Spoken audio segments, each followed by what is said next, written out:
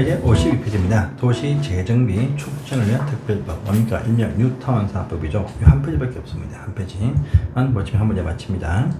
여러분들 촉진 사업은 광역적으로 크게 하죠. 그래서 이 전체 구역이 뭐냐? 뉴타운 사업지구라 부르는데 이것이 재정비 촉진 지구라 부릅니다. 또 그 안에 사업이 참 많죠. 사업이 참 많아. 다 이게 종합적으로 관리하면서 합니다. 이 사업하는 개별적 구역이 뭐냐 할 때 재정비 촉진 구역이다. 이렇게 부릅니다.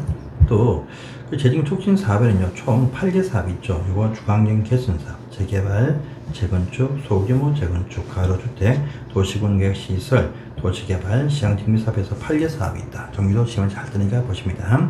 자, 전체 정비사업들은요, 요 개발적 사업들은 다 낡은 건물이 많아야 돼요. 그러니까 새 건물이 있는 곳이 딱 보이네요. 이건 출근 못해요. 존치한다, 존치지역. 그래서 이거 다시 구분하죠. 존치지역, 존치정비구역과 관리구역 구분한다. 지금 당장은 필요 없지만 시간 조금만 더 가면 필요성이 발생할 수 있다. 존치정비. 시간 가도 계속 그냥 관리만 한다. 존치관리 됩니다. 또 이 촉진구역 가운데에서 보시면 서민들 우선적인 지원 안정을 위해서 우선으로 도와주죠. 그게 뭐냐? 우선사업구역. 다른 것보다 우선해서 사업입니다. 우선사업구역 이거 보시고요. 그 다음에 이 전체 개별적 시행자가 다 있죠. 조합이 다 있습니다. 다 있는데 종합적으로 협의를 좀 해야 돼요. 학교의 위치, 도로의 넓이, 또 공원의 위치. 그래서 사업협의가 있죠.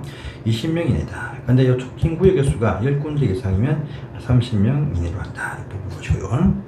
자, 지금 촉진지구는 다시 또 구분하죠. 주거지형, 중심지형, 건물복합형입니다. 일단 기본적으로 조건이 있죠. 면적이 있죠. 50만 제곱미터 이상, 또 중심은 20만 이상, 공인은 10만 이상. 근데 또 인구가 100만 명 초과 150만 명 미만, 또 100만 명 미만 되시가지고 또 이거 완화되죠. 그런 부분도 같이 체크를 해주세요. 역세권 등에 요청한 것이 건물복합형이다. 그래서 불량 주택 뜨면 주거지형, 상업적 공업적 뜨면 중심지형, 역세권 뜨면 건물복합형이 돼. 역세권, 철도역 등에서 이제 500m 안에 있는 것을 원한다. 지하철에 포함되겠죠, 당연히. 자, 그 다음에 오른편 보시면 지정권자입니다. 이 촉진지구 지정은 시도지사 대도시에서 직접 지정하거나 시장 군수구청에 신청을 받아서 지정을 하게 되겠다라고 합니다. 자, 그러면 그 다음에 이제 촉진 계획을 수립하고 결정을 하죠. 촉진 계획은 요 신청을 시군구청장에서는 시군구청 수립하고, 그다음에 시도대가 구역을 지정 직접 했으면 직접 계획을 수립을 할 수가 있습니다. 자, 또 시군구청장이 사업 시행자들을 관리합니다. 그걸 위해서 토지공사, 지방공사를 총괄사 관리자 중에서 관리케 하는 것이고, 또 시도대는요 시군구청장이 도시계획을 잘 세우게 하기 위해서 총괄 계획가를 위촉을 한다라고 합니다. 이 문장 중요하죠. 이 촉진지구 지정 고시가 딱 되는데 2년 되어도 촉진 계획이 결정이 안 된다. 그러면 그 다음날 당연 수지로 없어진다. 이런 부분 보십시오. 또 그 밑에 보시면 그런 경우 아니어도 목적 달성이 어려우면 지구를 해제할 수 있습니다. 그러나 이 구역들 가운데에서 잘 되는 구역은 그들 개별 사업을 하게 해줍니다. 그래서 보시면 조합 설립을 동의한 자 2분의 1, 3분의 2 이내 또는 과반수가 우린 신뢰 안 하고 여기 우리는 하겠다 이렇게 놨으면 그쪽 구역만 개별적 정비사업으로 전환시켜서 그 사업만 하게 해준다 라고 하는 부분도 보시기를 바랍니다. 자, 그 다음에 정비사업의 시행자편 보시면 촉진 구역별로 정해져 있는 각기 시행자가 시행한다. 것이 원칙입니다. 이것이 원칙인데, 그런데 요 안에 보시면요, 요 안에 사업들 중에서도 정비사업하는 곳이 있죠. 어디입니까? 정비사업하는 곳이 어디 있습니까? 여기 중앙 개선, 재개발, 재건축이죠. 정비사업. 이 정비사업 하는 곳에서는요, 소유자 과반수가 동의를 얻어서 시장 사업이 계속 지연되면 이 과반수가 동의를 한다면 시군구청장 또는 토지공사, 지방공사가 시행자가 될 수가 있습니다. 근데 중에서도 우선사업구역, 이 우선사업구역은요, 과반수의 동의를 받아가지고 시군구청장 또는 아까 위에 있던 총괄사업관리자, 이 총괄사업관리자가 직접 시행자가 되어야 된다, 해준다 이 말입니다. 자, 또 변경사항이 있습니다. 잘 하고 있는데 촉진 계획까지 결정을 했어. 근데 2년 되어도 요 안에서 주업 설립을 하지 못하고 있다. 또는요 3년 되어도 사업 인가 신청을 못하고 있다. 그러면 시군구청장 또는 총괄이 가서 사업을 시행을 해줄 수 있다. 이렇게 마시고 이 부분 넘어가시면 되겠습니다. 자, 다음 페이지 갑니다. 자, 이제 또 소방기본법이 나옵니다. 참 쉬운 법이죠. 한 문제가 뜨는 상이죠. 자, 페이지로 53페이지입니다. 소방기본법. 용어적인 시험을 잘 들죠. 소방 대상물, 화재 진압을 해야 되는 대상물입니다. 전부 다 포함되지만 바다 위는 포함이 안 된다. 항구에 메어두면 포함이 되어도 메어두지 아니한 배는 제외한다. 관계직하면 소방 대상물이 있는 장소와 그 이웃 지역에 관한 어떤 정의죠. 관계지역. 관계인들은 이 소방 대상물의 소유자, 점유자, 세입자 또는 관리자, 알바생이겠죠. 자, 비상소화장치입니다. 시도지사가 소방차 진입이 곤란한 곳에서 초기 화재 대응에 응하기 위해서 소방 용수시설에 연결시키는 화재 진압시설, 이 바로 비상소화장치다라고 합니다. 그래서 보시고, 소방 업무의 지휘는요, 원래 소방본부나 소방치도지사에 다 지휘를 받습니다. 그런데 소방청장들은 대행재난 등 필요할 때는 시도소방본부나 소방서 직접 지휘도 할 수가 있다라고 합니다. 체크해 보시고요. 자, 그 다음에 요 밑에 보시면 소방용수시설 보입니다. 시도지사가 소화전, 급수탑, 저수조 설치 운영한다가 원칙인데, 수도법에 따라서 수도 라인에 붙어있는 소화전이 있죠. 그것은 일반 수도사업자가 소방본부나 소방서 협의한 다음에 직접 소화전을 설치 관리할 수 있다. 이런 부분도 보시고요. 소방용수시설의 위치는 우리 소방 대상물에서 주상공업체가 100m 안에 위치시킨다. 기타 곳은 100m 안에 위치시킨다. 보시고요. 특수과염을 불이 닿을 때 불이 쉽게 번지는 가연이 잘 되는 물질들 쌓아둘 때 분명별로 구분한다. 보시고요.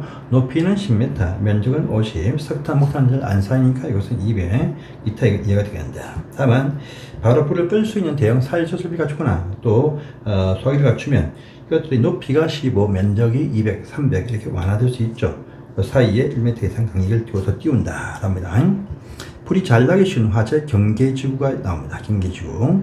시도에서 정하죠. 소방청장은 요청만 할 뿐입니다. 많은 곳이 있지만 특히 요 목조 건물 밀집 지역과 또 산업단지 여기 기가시고요. 또 소방 출동료가 없는 곳 기가십시오.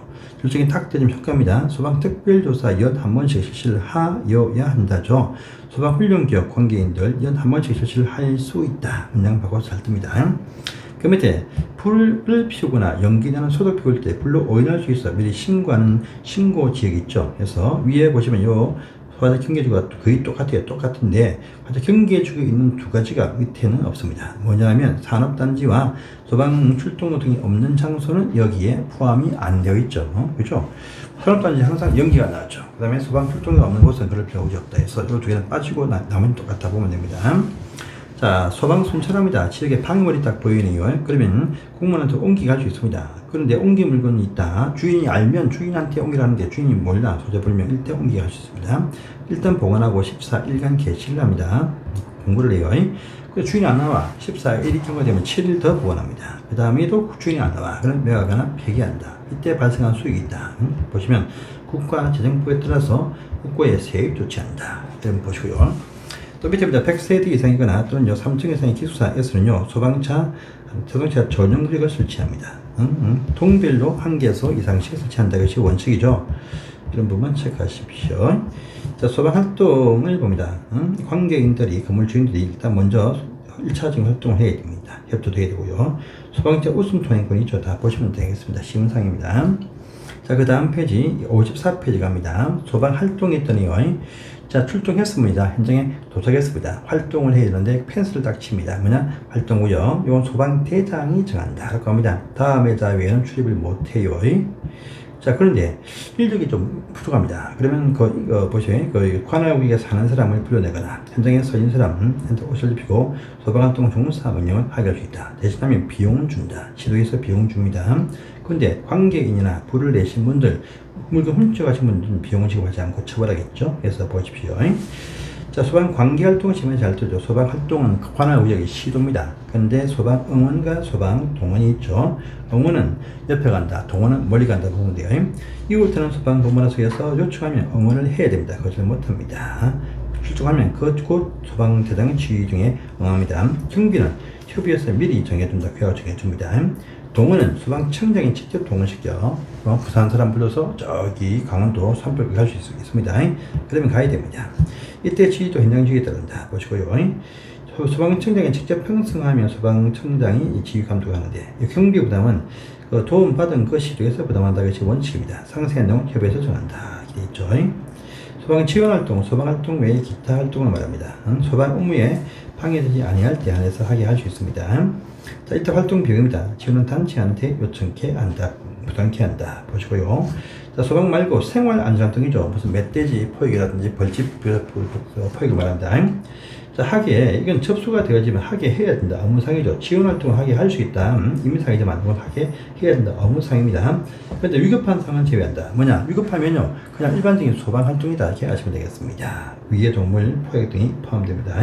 누구든지 이 방해 활동할 수 없다. 그래서 동물 보호단체도 방해 못합니다.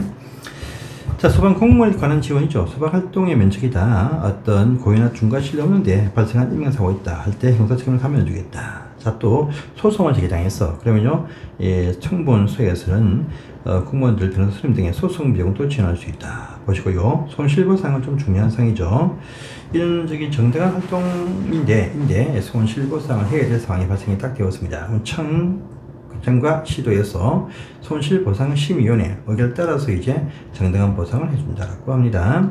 요 시효 편찬 중요하죠. 소방 손실보상 소문시효 손해 발생 한 날부터 3년, 발생한 날부터 5년간 행사하면 소멸된다. 보시고요. 자, 요청하면 심의위원회를 거쳐서 결정을 딱 해서 오케이 결정을 딱 했습니다. 60일 안에 결정을 딱 합니다. 결정을 했으면 10일 안에 그 사실을 통지하고 통지한 날부터 30일 안에 지급을 하게 되겠다. 라고 합니다. 일시불 지급이 원칙이고 지급 입금이 원칙인데 현금도 줄 수가 있다라고 합니다. 그래서 여기까지 보시고 밑에는 안 보셔도 되겠네요. 여기까지 소방기본법입니다. 자, 다음에 소방시설법이 나옵니다. 다음 시간에 10분 쉬었다가 하도록 하겠습니다. 감사합니다.